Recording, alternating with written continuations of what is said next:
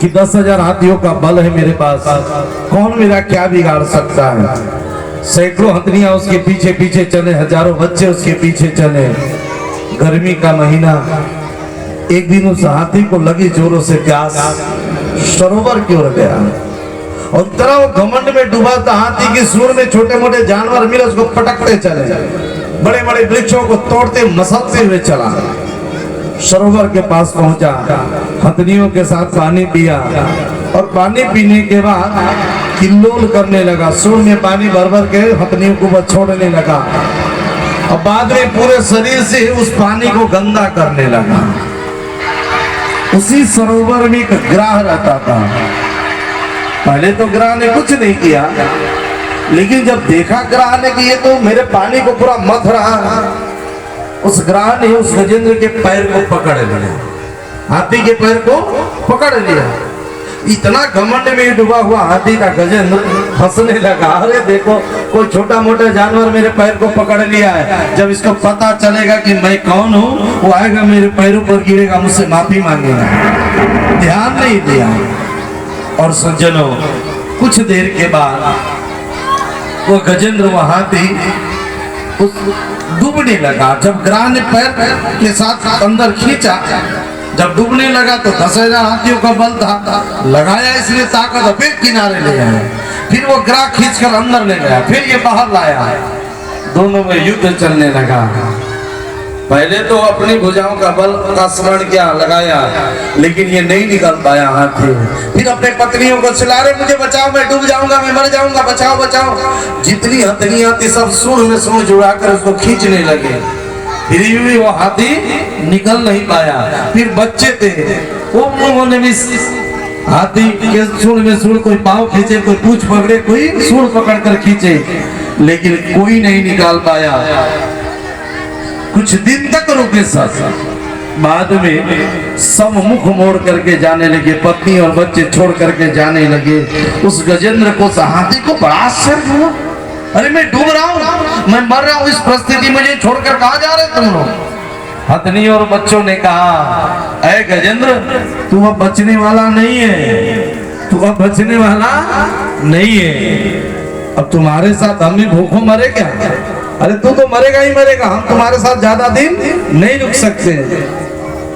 और सज्जनों, ये केवल उस गजेंद्र की कथा नहीं है, हम जितने लोग बैठे हैं ना, सबकी यही दशा होनी है।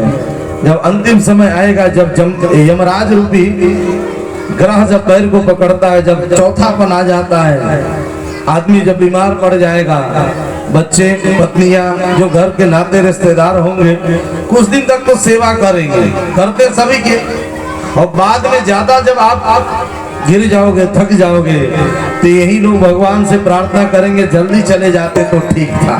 करते कि नहीं करते।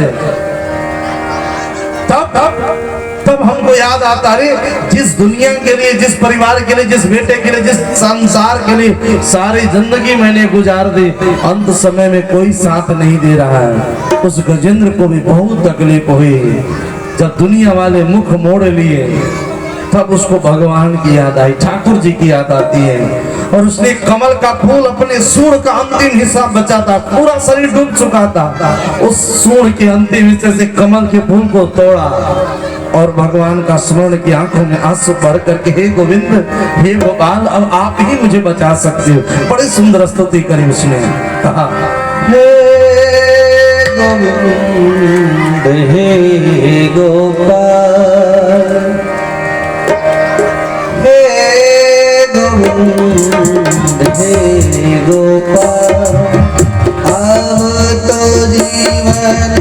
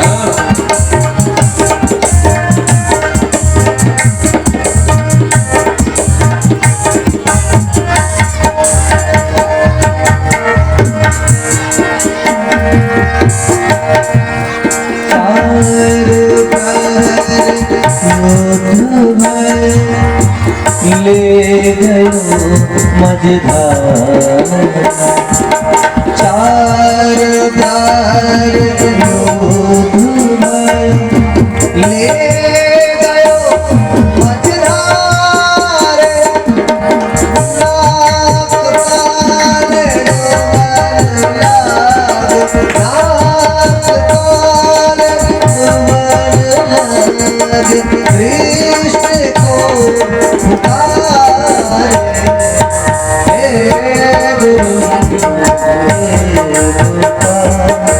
अब तो जीवन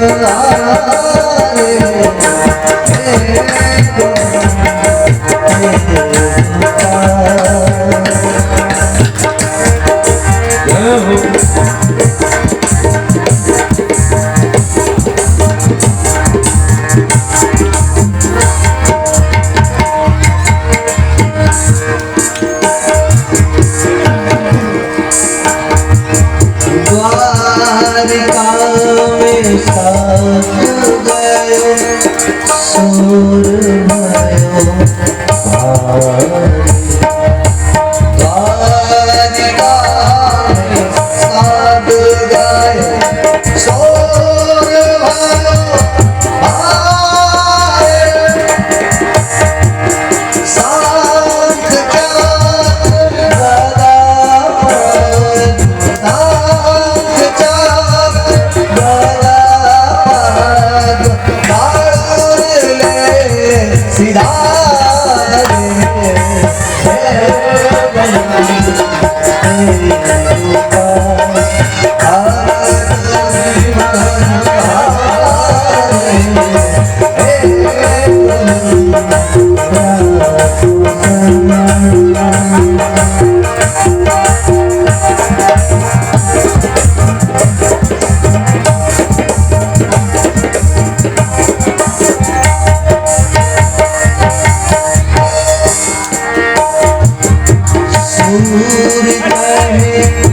श्याम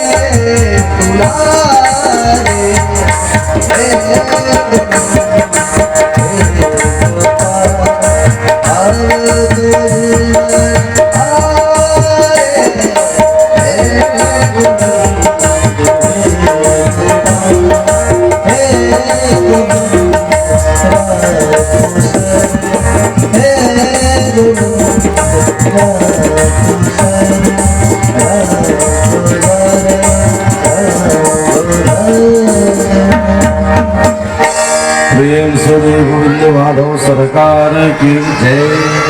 और जैसे उस गजेंद्र ने पुकारा, भगवान द्वारिका से इतनी जल्दीबाजी में आए, तैयार हुए ठाकुर जी चलने के लिए। तो रुक्मणी माता ने पूछा, प्रभु इतनी जल्दीबाजी में कहाँ जा रहे हैं? बोले हाथी। कहना था कि हाथी को बचाने जा रहा हो।